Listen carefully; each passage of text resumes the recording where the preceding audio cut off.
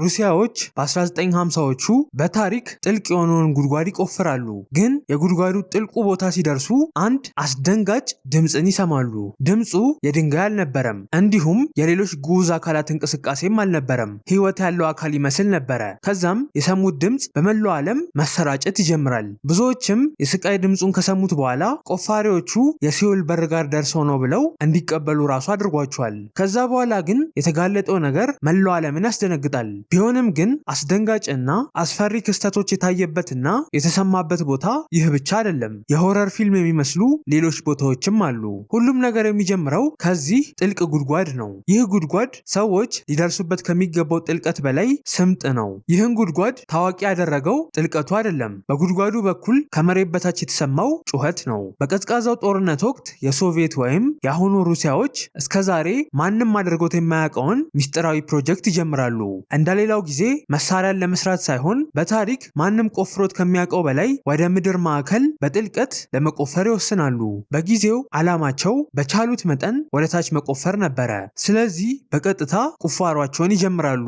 ነገር ግን ወደ ታች 12 ኪሎ ሜትር እንደደረሱ አንድ ችግር መፈጠር ይጀምራል። ሙቀቱ ከጠበቁት በላይ እጅግ በጣም ከፍተኛ ይሆናል። የቆፈሩት ጉድጓድ የምድራችን ጥልቁ በሰው የተፈጠረ ጉድጓድ በመሆን ሪካርዱን ይሰብራል። ጥልቀቱ የዓለማችን ትልቁ ተራራ ከሆነው ከማውንት ኤቨረስት ርዝመት ይበልጣል። ግን አስደንጋጩ ነገር የተፈጠረው እዚህ ጋ ነው። ይህን ቁፋሯቸውን ዓለም አቀፍ መነጋገር ያደረገው ተአምራዊ ክስተት ይከሰታል። ቆፋሪዎቹ ሙቀትን መቋቋም የሚችል ድምፅ የሚቀዳ ማይክሮፎንን ወደ ጉድጓዱ ይከታሉ። ከዛ ግን የቀዱትን ድምፅ ሲሰሙት ወዲያውኑ ይደነግጣሉ።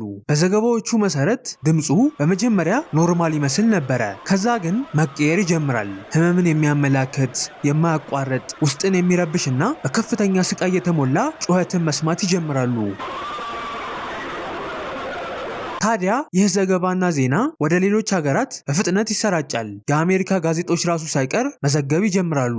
ታሪኩ በስፋት እየታወቀ ሲመጣ በከፍተኛ ስቃይ ሲጮሁ የሚሰማው ድምፅ ሁሉም ቦታ መድረስ ይጀምራል። ጩኸቱም የሚመጣው ሲኦል ውስጥ ከሚሰቃዩ ነፍሶች ነው ተብሎ በብዙዎች ዘንድ በስፋት ይነገራል። እርግጥ አንዳንዶች ድምፁ እውነት ላይሆን ይችላል ብለው ቢከራከሩም፣ ሌሎች ግን ዛሬም ድረስ ድምፁ እውነተኛ ነው በማለት ሀሳባቸውን ሰጥተዋል። ብዙዎች ድምፁ የእውነተኛ ነው ብለው እንዲቀበሉት ያደረጋቸው ነገር ከእንደገና ሌላ እንግዳ ድምፅ በሌሎች ጥልቅ ጉድጓዶችም ጭምር መሰማቱ ነው። በ2005 ሎት ጂቨርስ የተባለች አርቲስት ጀርመን ውስጥ በሚገኝና ወደ 1 ኪሎ ሜትር የሚጠጋ ጥልቀት ወዳለው ጉድጓድ ትጓዛለች። የጉድጓዱ ታች ላይ ድምፅን ካገኘው በማለት የድምፅ መቅጃ ማይክሮፎኗን ሙቀትን እንዲቋቋም አድርጋ ወደ ታች ትከቷለች። ከዛ ግን ያልተጠበቀው ክስተት በድጋሚ ይከሰታል። የቀዳችውን ስታጫውተው ድምፁ እንቆቅልሽ የሆነ ግራ የሚያጋባ ወፈር ያለ እና የሚጉረመረም ነበረ።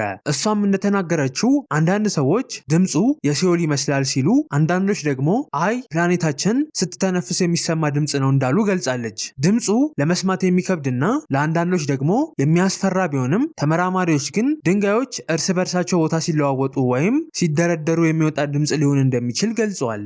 እንዲህ ቢሉም ግን ድምፁን የሰሙ ብዙዎች ይህ ማብራሪያ አላሳመናቸውም። ድምፁ ከሲኦል የሚመጣ ነው በሚለው ሀሳባቸው ዛሬም ድረስ ጸንተው ይገኛሉ።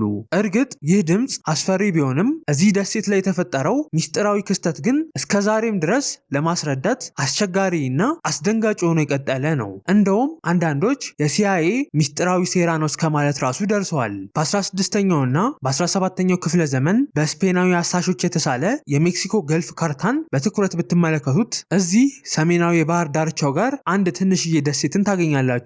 የደሴቱ ትክክለኛ መገኛ ቦታ እንደየካርታው በትንሹ የተለያየ ቢሆንም ቢያንስ ግን የደሴቱ መኖር እርግጥ ነው። ይህ በርመሃ ተብሎ የሚጠራው ደሴት ለመጀመሪያ ጊዜ የተገኘው አሎንሶ ዲ ሳንታ ክሩዝ በተባለ ስፔናዊ ሲሆን በ1531 ዓ.ም ነበረ። አሎንሶ ዲቼቭዝ የተባለ ሌላ ስፔናዊ የካርታ ባለሙያ አንድ ጊዜ ላይ በርመሃ ደሴት ከርቀት ነጣ ያለ ወይም ቀይ የሚመስል መልክ እንዳለው ጽፏል። ከ200 ዓመታት በኋላ በ1800ዎቹ አጋማሽ ፈረንሳያዊ እና ሜክሲካዊ የሆኑ የካርታ ባለሙያዎች በርመሃ ደሴት መስመጥ እየጀመሩ እየጀመረ እንደሆነ ይዘግባሉ። ከዛ ግን በ18ኛው ክፍለ ዘመን መጨረሻ አካባቢ በርማሃ ደሴት ከብዙ ካርታዎች ላይ መሰወር ይጀምራል። ለመጨረሻ ጊዜ ህጋዊ በሆነ ካርታ የታየው በ1913 ጂኦግራፊክ አትላስ ኦፍ ዘ ሜክሲካን ሪፐብሊክ በተባለ ካርታ ላይ ነበር። ታዲያ የዚህ ቦታ ሚስጥራዊ የሴራ ታሪክ የሚጀምረው እዚህ ጋ ነው። በ1880ዎቹ መጨረሻ የአሜሪካ እና የሜክሲኮ መንግስት በሜክሲኮ ገልፍ ውስጥ ነዳጅን በመፈለግ መብት ላይ ድንበርን ለመወሰን መደራደር ይጀምራሉ።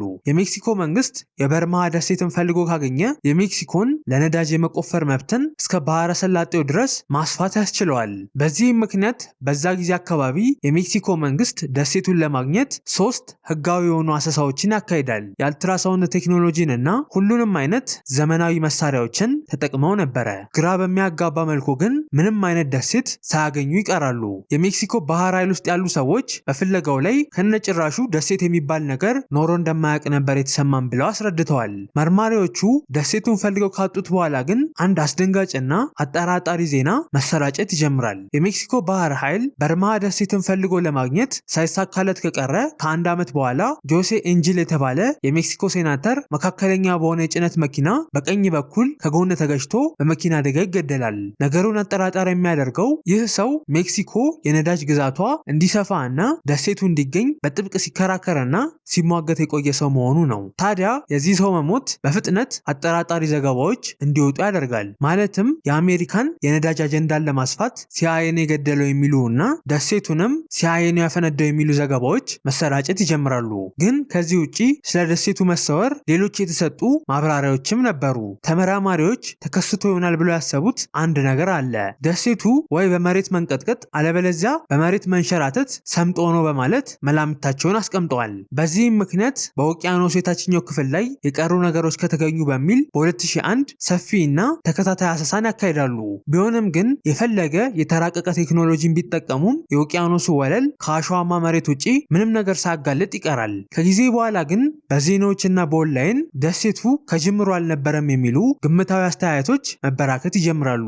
ብዙዎች ይህን እንደ እውነት እንዲቀበሉት ያደረጋቸው ነገር ይህ በድሮ ጊዜ ይደረግ የነበረ የጦር ስትራቴጂ ስለነበረ ነው። ማለትም በ2001 ተደርጎ ካልተሳካው አሰሳ በኋላ የሜክሲኮ ሶሳይቲ ኦፍ ጂኦግራፊ ፕሬዚዳንት የሆነው ጁሊዮ ዛሞራ የስፔን አሳሾች ሌሎች አሳሾችንና የወታደራዊ ተቀናቃኞችን ለማታለል ይሆናል ደሴቱን አውቀው በካርታ ላይ ያስቀመጡት በማለት ተናግሯል። ይህ መላምት ለእውነት የቀረበ ሊሆን ይችላል።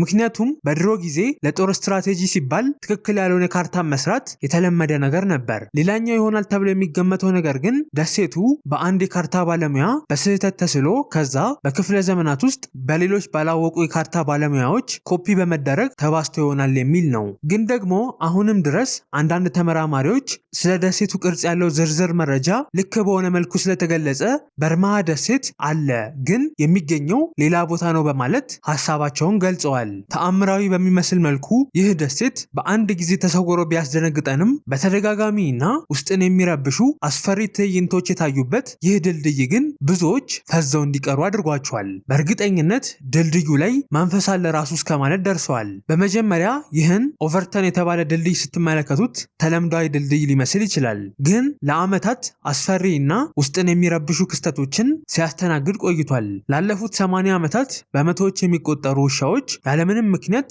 ከድልድዩ ወደ ታች ወደ ሸለቆ ዘለው ራሳቸውን አጥፍተዋል። አንዳንድ ጊዜ ውሻዎቹ በህይወት መትረፍ ከቻሉ ራሱ ከባድ ጉዳት ይደርስባቸዋል። በአንዳንድ ዘገባዎች መሰረት ውሾቹ ከድልድዩ ከዘለሉ በኋላ በህይወት ከተረፉ በኋላም ጭምር ተመልሰው በመውጣት ከእንደገና ለመሞት ይዘላሉ። ለምን እንደሆነ ግን ማንም ሊያውቅ አልቻለም።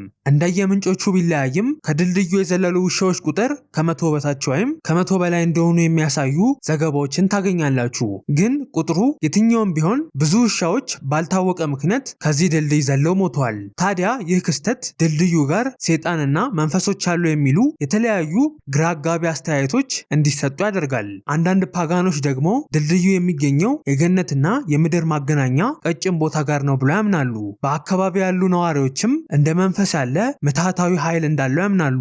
ነገር ግን ከቅርብ ዓመታት ወዲህ ትኩረት እያገኙ ያሉ እንደነዚህ ያሉ እንቆቅልሻዊ አስተሳሰቦችና መላምቶች ተመራማሪዎች ወደ ቦታው እንዲጓዙ ያደርጋቸዋል። አንዳንድ ተመራማሪዎች በዚህ ድልድይ ላይ ላለው ግራ አጋቢ ክስተት አሳማኝ የሚመስል ማብራሪያን ማቅረብ ችለዋል። ከማብራሪያዎች ውስጥ አንዱ ውሻዎቹ በሽታ አማካኝነት ከድልድዩ በታች በታች የዱር እንስሳ እንዳለ እንደተሰማቸው ያስረዳል። ይህ ውሻዎቹ ግራ በመጋባት ሽታውን እንዲከተሉና በድንገት እንዲዘሉ ያደርጋቸዋል። ይህ ገለጻ ምናልባት እውነት ሊሆን ይችላል የተባለው እዛ አካባቢ ላይ በተደረገ ጥናት መሰረት እነዚህ እንስሳት በ1940ዎቹ ስኮትላንድ ውስጥ በብዛት መራባት ጀምረው ስለነበረ እና ብዙ ረጅም አፍንጫ ያላቸው ውሻዎች ከየትኛውም ትንሽ እንስሳዎች በበለጠ የዚህን እንስሳ ሽታ ስለሚወዱት እንደሆነ ተገልጿል። በብዛት በድልድዩ ምክንያት የሚሞቱትን ውሻዎች ስንመለከታቸው አብዛኛዎቹ ረጅም አፍንጫ ያላቸው ናቸው። ከዚህ በተጨማሪ ደግሞ ድልድዩ እየቀጠነ የሚሄድ ጠርዝ አለው።